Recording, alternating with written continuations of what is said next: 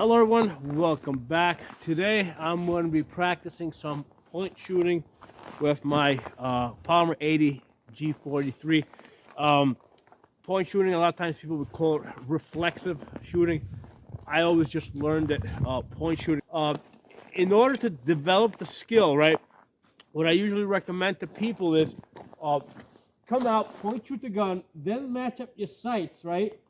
Match up your sights after the fact to see where the gun's actually pointing before you actually start sending bullets anywhere, okay? So put the gun back in the holster, right? I got a target over there, right? I'm gonna come out of holster, point shoot it, now match up my sights, and I see that my optic is on target. So initially when I extended my hands, right, I was, and I looked in the glass, I couldn't see it, but then I just moved my head a little bit into position without moving my hands, and I could see that the reticle was on target. Okay, so that's what tells me that, hey, now it's safe to go to live fire. Okay, now if you point shoot the first shot and you miss, right, while you're pulling that first shot, you're still looking for your reticle. So if you point shoot the first shot and you're slightly off in the you're then looking for your reticle, or you're looking to line up your sights so that your second shot or your third shot is going to hit the target, okay? So we're point shooting the first shot, looking for our iron sights for the second shot if we need to take a second shot, okay? So come out of the holster, extend.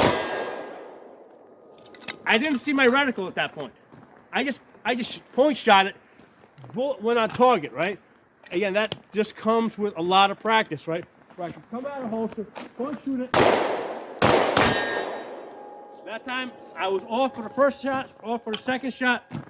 But hey, the third shot, I actually found my sights, got it on target, okay?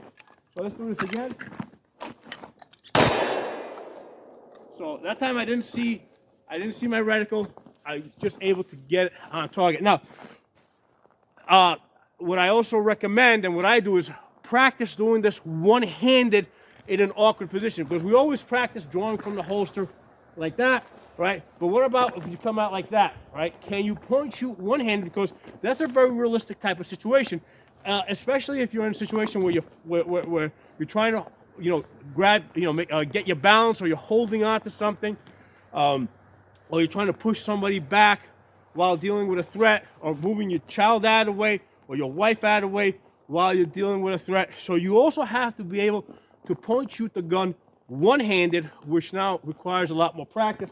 So same deal, come out, point the gun, then look at your sights, see if they're on target before you go to live fire, right? So come out, right? That time I was off, I had to look for my sights, okay? So this is harder.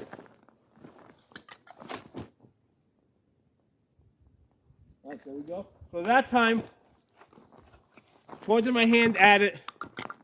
I couldn't see my reticle, but then I moved my head a little bit without moving the gun, and I could see that my reticle was on target. Let's go to some live fire now. So, first shot was off.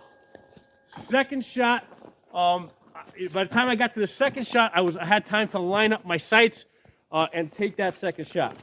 And hit with the second shot. Let's go back to the holster.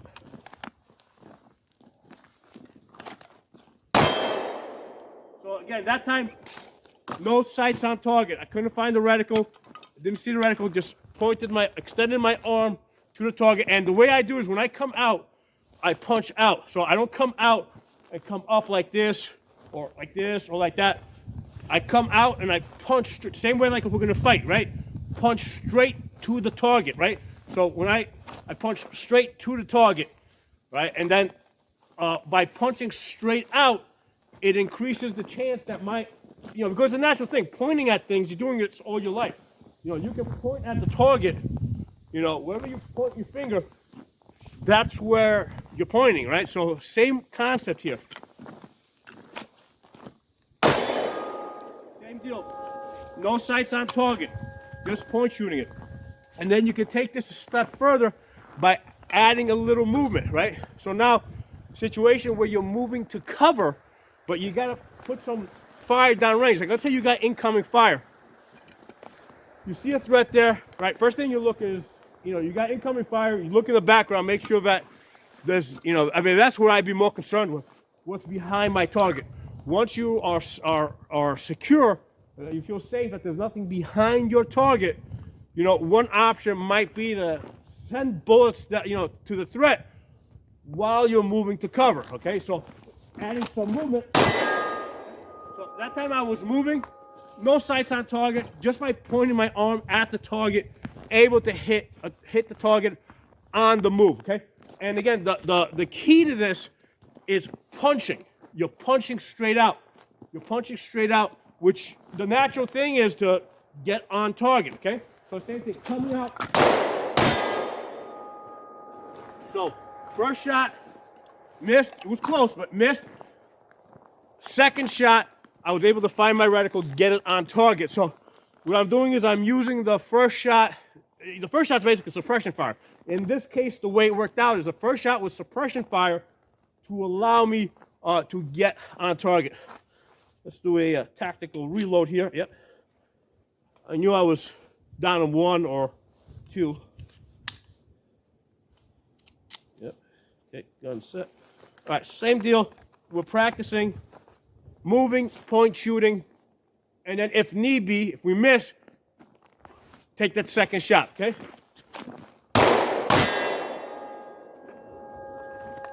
All right, so now we can also do it going in that direction too.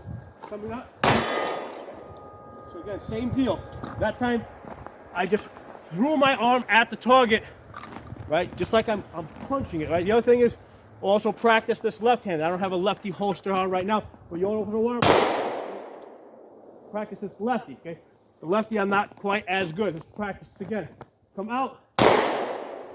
Way off on that one, okay? So gotta practice a little bit more with the right hand. Okay. So I think it's a skill worth developing. So put this. I think it's a skill worth developing. A lot of times people talk about point shooting, reflexive shooting, but they'll do only with the two hands using perfect presentation. I also like to practice it one-handed with unperfect presentation, and also while moving, right? Because, if you think about how fights happen, there's movement, right? Especially if there's incoming fire all over the place. If there's bullets flying all over the place, you're moving to cover. If it's safe to do so, you might need to put some, one choice might be to put some suppression fire in a given area as you move to cover. But again, you got to make sure that the area behind your target or behind the threat is also clear, so you're not spraying people in the background. So I'm not saying that this is the thing to do. What I'm saying is that it's a skill that I think should be developed so that you have the option to use it, if it's required. Okay, so this is a what I would call, there's a very low chance, very low probability, first of all, that you're ever going to be in a self-defense situation where you have to use your gun, and then starting from that low percentage that you would ever be in that self-defense situation, all the other possibilities that you can think of within that, each one is 1%, right? So 1% chance that you'll ever be in a gunfight, and then within that, there's a 1% chance that you would be in a situation where you're shooting while moving to cover, or any of the other scenarios that you could possibly think of. Okay, so the main reason why we do these things is because they're fun. Okay, if this wasn't fun, I wouldn't be doing it. So the different scenarios that we come up with, right, in the different training scenarios, is more for the purpose that it's fun and enjoyable, rather than I think that this is the thing that I would be doing. Okay, but if you ever are in a situation where you need to be doing this thing, you've got the skill. So hope you guys enjoyed the video. If you're not a member of the channel, subscribe. Drop some comments below. Let me know what you think of this drill. If you think it's stupid, tell me it's stupid. That's fine too. I could take criticism. Maybe you got a better way of doing it. Okay. Main thing is we're punching out to the target. This was also a good learning exercise for me because I see after I basically stop this camera for the rest of the day, I'm going to be practicing left-handed, right? I saw that with my left hand, my point shooting is not that good. It's good with the two hands, but point shooting with the one hand, yeah, I can see as I push out. So this is how I'm going to develop the skill. Yeah, way off there. I got to keep doing this over and over again until I can punch out and get on target. Oh, see, I'm a little bit off to the right. Now I was center. Where am I now? Now I'm center. Center.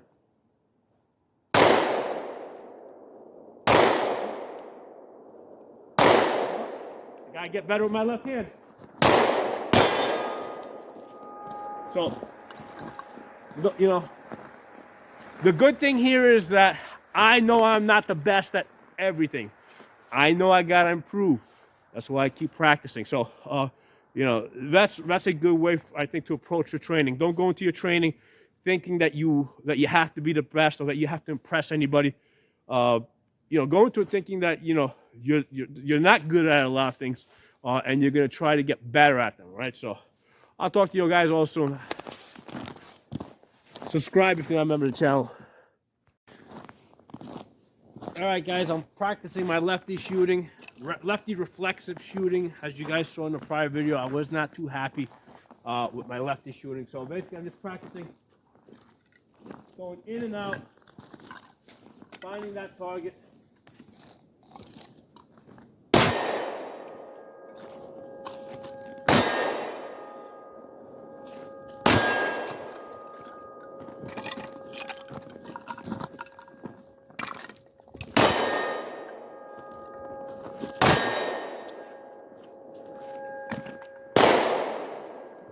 So it's just a matter of just practicing, getting better with it. But that's one of the nice things about these videos. One of the reasons I like doing these videos is it really gives me motivation to practice.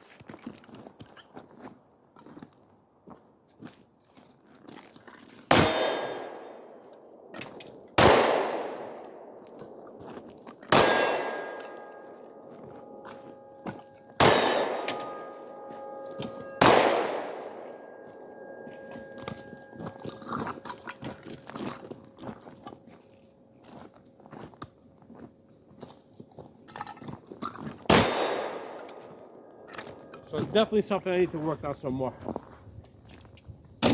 Hope you guys enjoy the video. Hope it gives you some training ideas. I'll talk to you all soon.